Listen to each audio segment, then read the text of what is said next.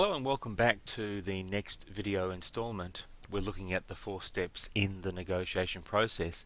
This is the second step we refer to as probe. So in the previous step we've looked at preparation. Now let's take a quick look at probing. And probing is what happens when we sit down with the other party and we start our discussions. There are 3 places you can meet: their place, your place, or somewhere neutral. And of course there are various strengths and weaknesses in those locations. Obviously if you meet on their turf, then they have the home advantage and they'll feel more comfortable. If you meet it on your turf, you'll be the same, which is often why organisations or individuals who negotiate will try and meet somewhere where neither party has a distinct advantage. If you want to have a negotiation that is amicable, then certainly it's in your interests to display positivity, to be a good host or a good guest, to conduct yourself well at all times. Depending on the people or the person you're dealing with, you may need to lay some ground rules for the interest in your negotiation. So let's imagine that you're sitting down together at a table and you might say, well, thank you so much for allowing me to come and see you today. What I would like to do is, and then go on. For example, I really want to learn more about what you're wanting for this particular product, what you're wanting to sell it for, because I'm certainly interested in buying it. So help me understand what is it exactly you are wanting to sell it for, and maybe let's go from there. Now, generally speaking, it is always in your interests to get the other party to tell you what they want first. That's because you can then make a decision as to what you do at that point. One thing you notice when you travel through Asia and you're dealing with Asian business people in particular is that they're very good at always getting you to give your price. I was recently in Bali and I decided I needed some cheap glasses, some sunglasses, and I said to the young man behind the counter, how much are the glasses? And his response, how much do you want to pay? What if I said I wanted to pay 20,000 rupiah, which is a couple of dollars? He might have said, fine, great, sold. Or he might have said, no, too expensive. I want 50,000.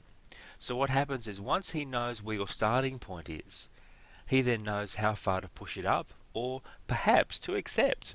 What if he says, sure, that's fine, I'll accept it? If that happened in Asia, you can almost guarantee that you were paying too much. Get the issues on the table. So what I'd like to do today is to learn more about the price you're wanting for this item.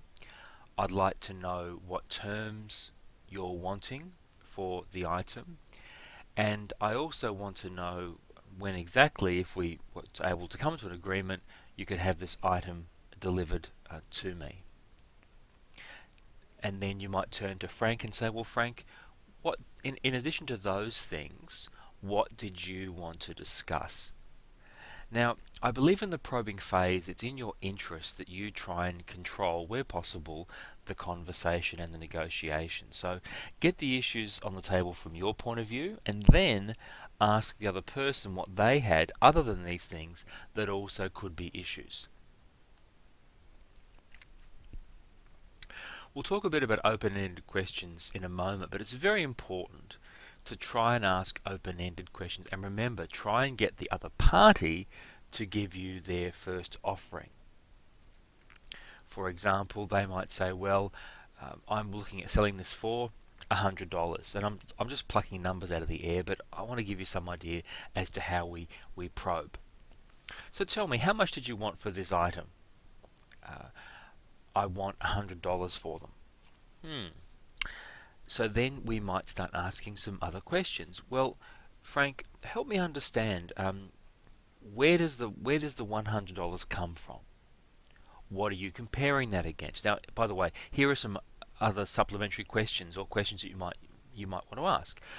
Where does that price come from? Well, how does that price compare to your competitor's price? How long have you had that price for? So at the early stages of a negotiation, I'm not saying yes or no. I'm not debating. I'm not saying that's ridiculous. I'm simply asking questions.